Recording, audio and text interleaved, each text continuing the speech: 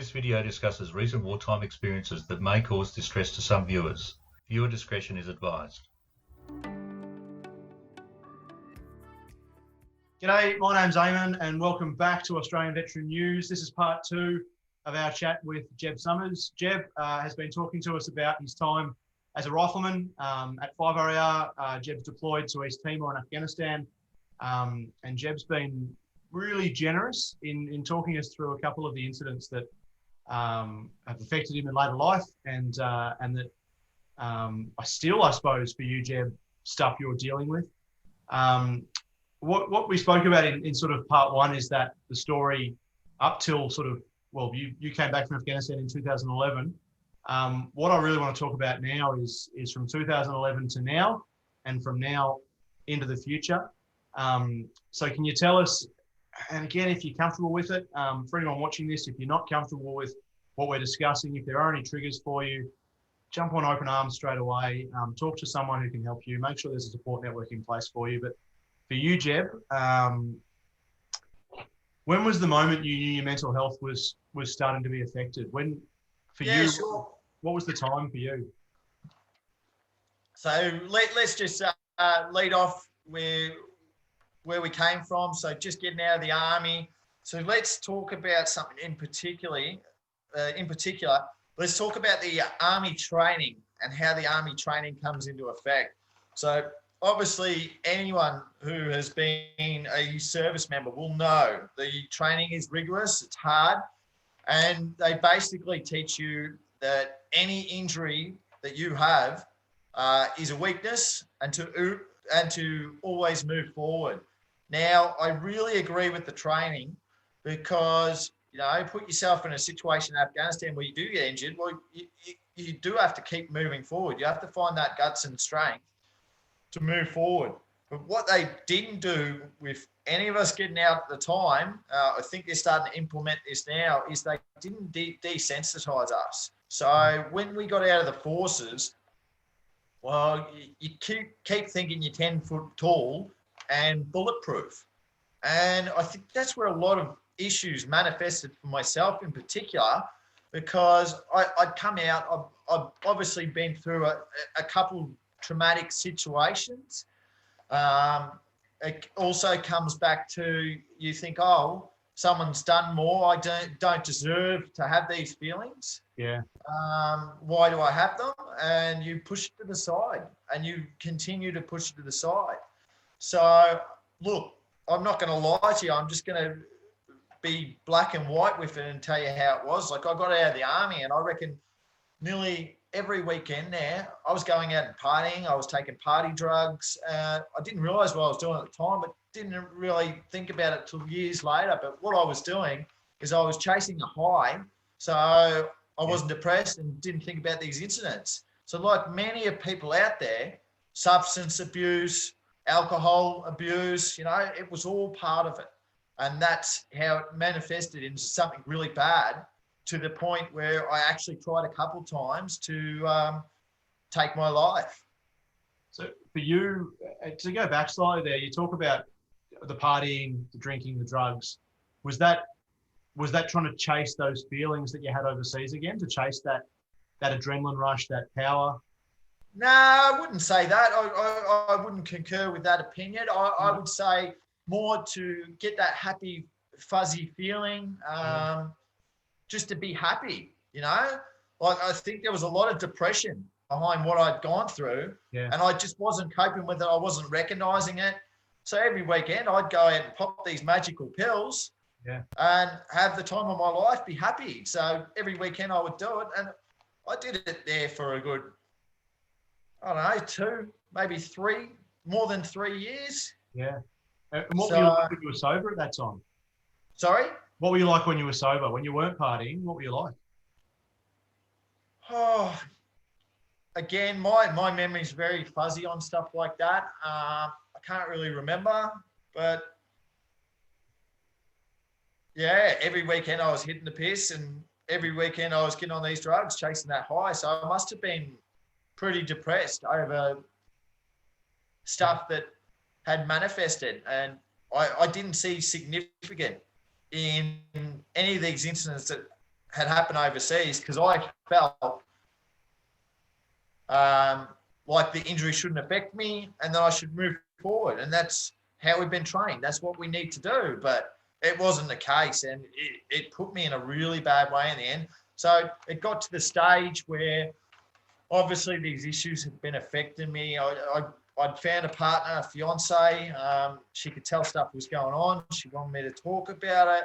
So I started seeing a psychologist, and broke my leg during football. And this psychologist pushed me a bit hard, unfortunately, and I wasn't ready for it. And look, I basically told this psychologist the only way I could talk about this is to drink. And I told her that night, like I was drinking. I said, well, we're having our meeting. I go, listen, I'm having a drink. I'm just going to open up all about it. And it was probably one of the worst things I've ever done, because they were feelings and emotions that I'd never dealt with before. So I unbundled that basket so fast, thinking, hey, this is the way. This is the option. This is what's going to make me feel better. No, I slid off a massive hill after having that. And for that reason, I can't really see a psychologist, because I find it too hard. It scares the shit out of me, thinking that almost happened. So it's always in the back of my mind. If I start talking about it again to a psychologist, or it'll put me back in that way. So this event you're talking about now, yep. Sorry to interrupt you, but to go into that, so this is before your first suicide attempt, or this is after it? Look, before that, I'd been taken to the hospital numerous times by police. Yeah. The fiance, love her to bits. She did the right thing all the time. Yeah. And he'd call the police, and the police would come, go, come on, mate, we need to go to hospital. And because I wasn't ready, I'd go to hospital, they'd bring their psychologist in, and I'd basically say, nah, look, I'm fine, just too much to drink, play it off. Yeah. I was dealing with open arms as well. Talking to them, they could see stuff was going really bad. But I remember in particular, after probably the first attempt, it was really bad. It scared the shit out of me. I was there. I had a fiance, beautiful fiance, had a good car, had a good job. And people don't understand. None of my friends knew what was going on, because I was able to wear that second mask on my face, have a laugh out of the house. The only one who really knew what was going on was my fiance, watching it all unravel.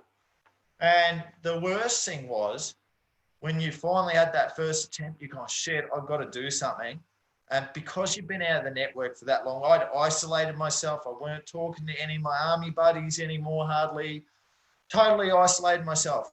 Get to that stage, you go, holy shit, what do I do?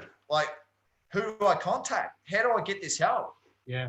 And I just didn't know where. And that was even scary in itself, because you've got this massive mental health issue that you're trying to handle. You're trying to make sure that you don't take attempts to taking your life. You've got this suicidal ideology running through your head constantly. You're not hopping out of bed. I wasn't hopping out of bed going to work. Yeah. I got to that stage where I just wouldn't hop out of bed. I would not go to work. I'd just sleep in, and it got really, really bad. And this is you're saying this stuff. This isn't happening overnight. This is for you just a steady decline over years and years and years to this culminating point where you've tried to end it. Yeah, definitely. It was just a big landslide, really, in the end. Pushing the experience aside for years, and then stopping the drugs, and probably had a effect on it too, because I was no longer getting that high on the weekend, so I wasn't getting that happiness anymore that I was having nearly every weekend. So I think it was just a steady decline. And look, we'll talk about a bit more in detail a bit later about what I'm just going to mention. I still think it's a problem that people in my situation wait that long to get the help, and then they don't know what's available, and it's still an issue. And we'll revisit that Well, let's address a part of it right now. So you get to this point, steady decline over years, and it is years.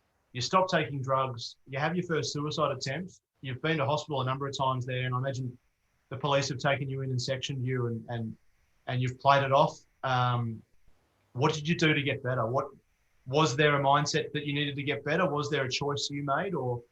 I reached out. So I reached out on social media. I reached out to groups I didn't know existed. I landed upon a group called RAR Overwatch. Yeah. Really good group. They've helped a lot of people out, and they continue to help a lot of people out. So that service itself is run by predominantly ex-members and nurses. And yeah, look, they're just there to give you the information to help you receive the treatment. So basically, they told me the best place I could be was Ward 17 down at Heidelberg. Yeah. So look, just continue and going through the journey. So I end up in the Melbourne Clinic, which isn't a nice place for a veteran to be. So when you're a veteran like myself, you've obviously made your first attempt. Yeah. The biggest thing you need then is your support network. So you need your phone, you need your computer or whatever to reach out to these, to continue having these support networks to talk you through this shadowy moment that you have never lived.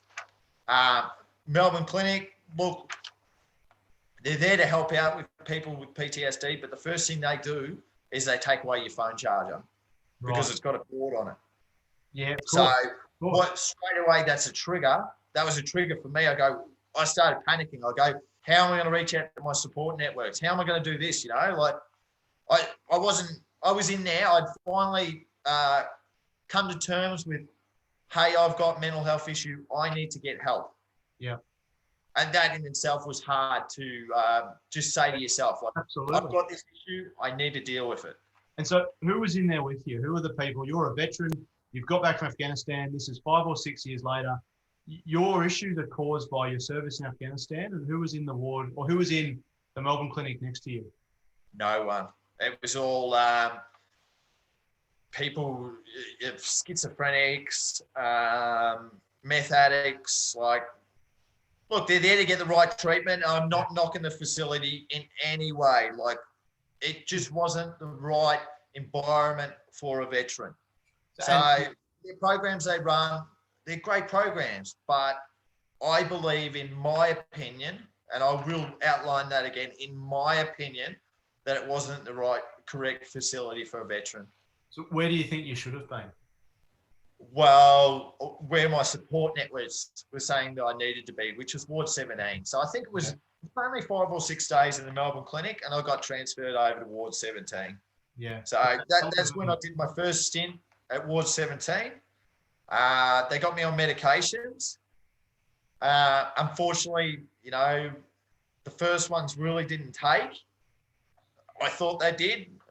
So I spent 2 weeks there, went out, and things got worse. So it come to the stage where the wife had called the police again, because what I was doing is, again, I was self-medicating. I thought, hey, this medication's not working. So what's an ex-infantry, what does any ex-service person go? It's not working. Hey, I'll take some more. So I did. I got a bit groggy. My wife goes, nah, calling the police. Well, that just sort of set me off in a tangent. And I just remember, look, police come through that door, and I had the biggest handful of pills that I was about to take, and they just spear tackled me.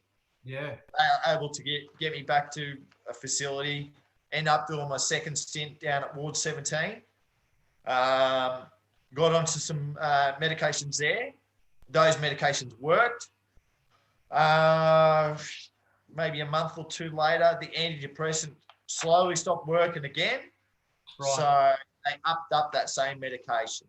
Then after a while, it slowly stopped working again. I'm like, oh no, you know, this is just going to be never ending. So they upped up the medication. I think it happened one more time. They upped up the medication, and now I've been right for a good. Again, I'm not good with times, but a good 1.5, 2 years, I've been really well. Well, you're an expert. You're a veteran of Ward 17. What was it like coming from the Melbourne clinic and going into Ward 17 for the first time? How did that feel? Look, I cannot speak enough words of glory for that facility. It is so well equipped for veterans. So what I will say is veterans with mental health, you'd know yourself as well, Eamon, going through the mental health first aid training course, is everyone, just got to think again, I've cooked from being in the sun, so just let me take a second. No, I understand. And it is getting late. It's No, it's not late. It's just, been working hard in the sun all day. So what I would say is different treatments work for different people. Right. So for me, that wasn't therapy. I tried yoga, it wasn't for me. Yeah. For other people, yoga works for them, Like, you got to think of it like this. If I've got a broken arm, well, there's only one way to fix it. But what people don't understand about mental health is everyone's got a different brain.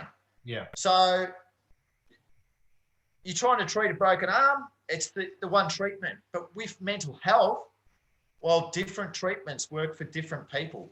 And it does need treatment. It needs ongoing treatment. It's a muscle. The brain is a muscle, and it needs to, the same way we go to the gym, we treat our bodies in the gym, we treat our brains in different ways. For some people, I think it's a beautiful point you've illustrated there. For you, yoga didn't work. I've got friends, I've got mates who are just these big hulking war fighters, and every week they go to yoga and they sit there and their muscles, their neck is exploding out of their t-shirt, and they sit there and they just, I don't know, center their chi or whatever it is. But everyone's different. I'm really curious, and this is something to go from the Melbourne clinic. It's a public facility. There's people in there who I imagine you probably, and not knocking them, but you wouldn't associate with normally. That would have been a really hard experience. That would have been a really hard place to be. As you said, they've taken your phone cord off you. You've lost your support network. You're isolated. You're alone. I don't want to dwell on it too much, but what was that like to go from there and then to go into Ward 17? I mean, can you describe the difference? Yeah, what the difference is? Melbourne Clinic, obviously PTSD, depression, there's not many people in there for PTSD. As I said, schizophrenics, meth addicted people. And look, you're in there and people are banging their heads on the wall, or suddenly your doors are locked down because, they've got to put someone back in their room. It wasn't like that down Ward 17, like you could tell when I went down there, like people were still on edge, and because they're still receiving treatment. And some people, have to spend months in there, Other people can go in there for a couple of weeks and then come out and receive the outpatient help and continue doing that. What I really want to get to though is for you going into Ward 17, you've got a treatment plan that they've instituted for you, and like you said, the first one didn't take, but came good eventually. You've got the doctors and the nurses and the professionals treating you, but you've also got, were they your peers? Were they people that understood what you were going through? How was that? The other patients? Again, I don't think that you talk about your issues to the other inpatients, because obviously it can be detrimental to their mental health as well, because they're in there getting their own issues sorted out. So it's not an open therapy lesson for people to go, this is what happened to me. That's definitely not the take. I guess going to Ward 17 the first time, and many people will be able to relate with this, at least the first 3 or 4 days, you're just that intimidated. Yeah. Because you're showing your weakness, you're showing all that emotion and mental health, that you lock yourself in your room for 4 days here. I was getting meals brought to me. I'd only go out for smokes, and and I think a lot of people go in there like that as well. Okay. And it always comes back to someone seen more or done more than me. And we all just have to remember that people have different levels of mental health well-being. It comes back to that. So as we talked about the glass incident, for sure, like some people can have a fuller glass than others. Yeah. So you've your last trip towards 17, second trip there, that was a year or two ago. Is that right? Oh, yeah, you hit me up again. I keep doing it. Dates, Eamon. Yeah, I can't get hung up you on up. dates because my memory is just too fuzzy on them. No, I do apologize. I keep doing it to you. I apologise. But okay, so let's say it's been a year or two since your last trip towards 17. Probably longer, mate. Longer, maybe 2 or 3 years, maybe 3. Yeah, thereabouts. Now, how are you coping? How are you getting by? What's your plan? What's the plan for now, and what's the plan into the future? Yep, no worries. I just want to see whether, before we move on, we've sort of covered off everything I want to say. Yeah, so basically, look, afterwards, for many years now, even prior to me getting really bad with my mental health, for years I was going, about five or so years, I'd be going down to the footy club, doing local Anzac Day speeches, highlighting the importance of veteran suicide rates, because after I went through it, I'm like, how many other people are going through the same thing that I went through that haven't found their help yet? How many people are suffering? And I looked at the statistics and I was just blown away. I'm like, so every year I'd talk about it, and it sort of fell on deaf ears, but everyone was really appreciated hearing it. Yeah. And, coming in the later years after I dealt with my mental health, I'd talk about these in particular issues, because I think it's very important that you're open about your stories to the public so they can go, hey, geez, that bloke's gone and done that. How would I feel if I'd done that? So it sort of puts their perspective by putting themselves in your shoes and going, oh, wow, okay.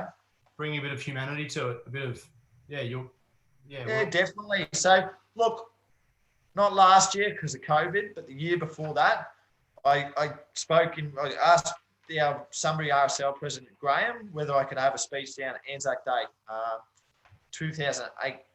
Oh, no, 2019. Doing yourself now. I'm just looking at the calendar, yep. So I had this speech and I was raw about it, exactly what we're speaking about today. I brought up the incidents, how they affected me, how I dealt with it, how I almost took my own life, and how there's plenty of others doing the same that I'd done.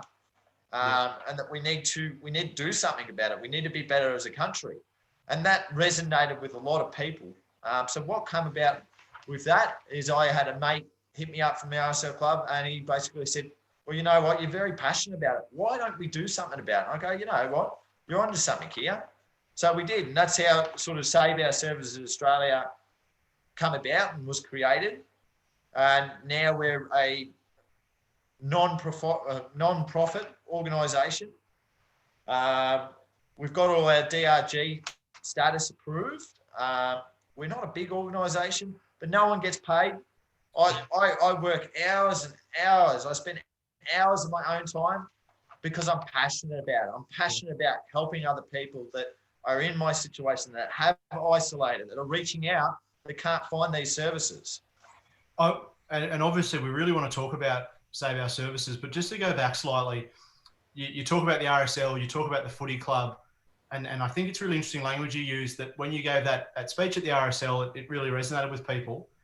How did it feel for you when you're talking to a footy club and when you're talking to the RSL? How did that feel for you to share that? That's a level of intimacy with strangers. Was it a relief? Was it a weight off your shoulders, or was it something you pushed yourself through? I wouldn't say it was a relief. It was never a relief, getting off your chest. It's just something that I slowly coached myself better to talk about. And the reason why I open up about my incidents, and I especially keep drumming in that everyone has different levels of mental health well-being, and everyone has the same thought that I have, that someone's done more and seen more. But I say to those people, I'm looking directly at the audience. I say to those people, if you are struggling, there's so many groups to reach out to, and we will talk about them if we have time. We've got extra time, mate. We started this, and for everyone watching, we started this thinking we'd just do 2 parts of about half an hour each. I reckon we're going to do a 3rd part now, because this is really interesting and it's really enjoyable, and I want people to have these opportunities to listen to you in bite-sized chunks, because I think what you're saying is really important.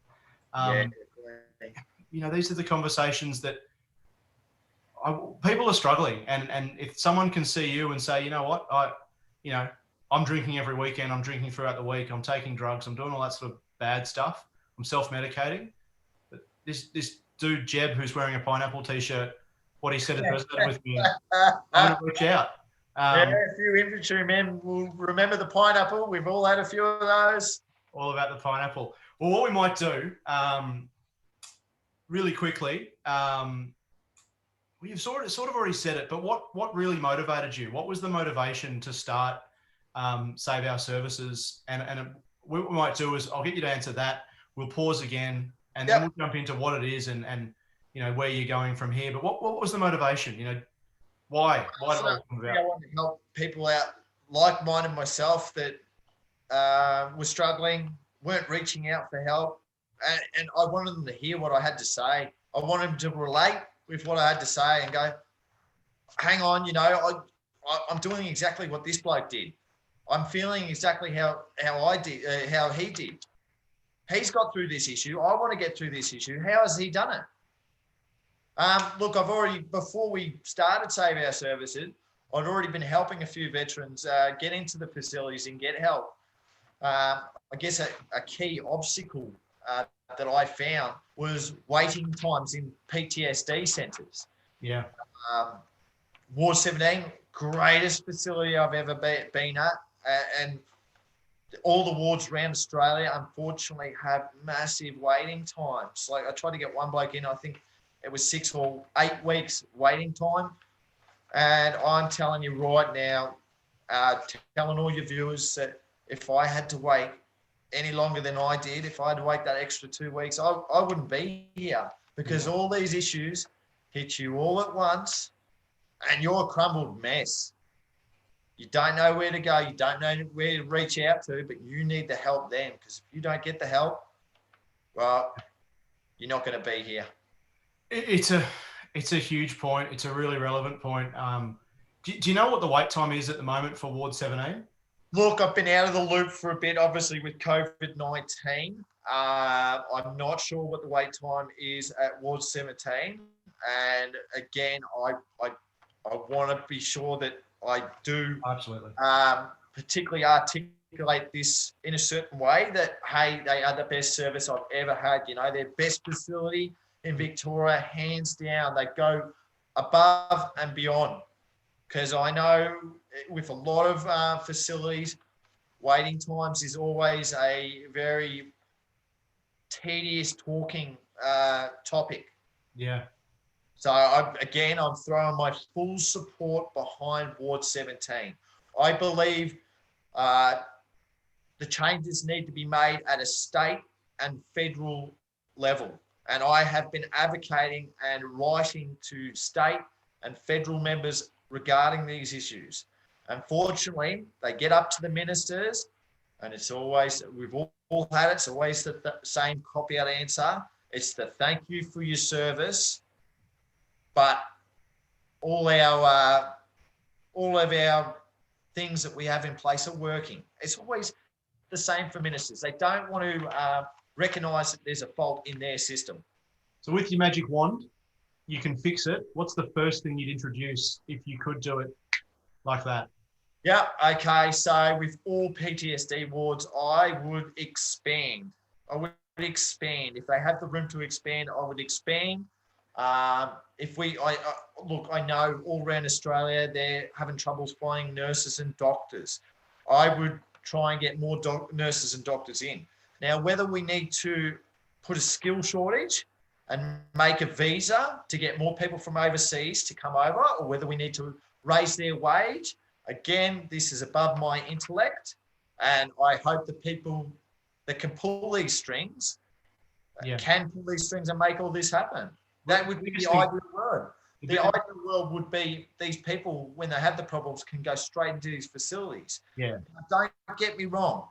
If you, yourself, or any of your viewers are hooked on drugs or an alcoholic, you need to go dry yourself out through the correct facilities before you go down to these wards. These wards aren't in place to deal with your drug addiction or your alcoholic issues.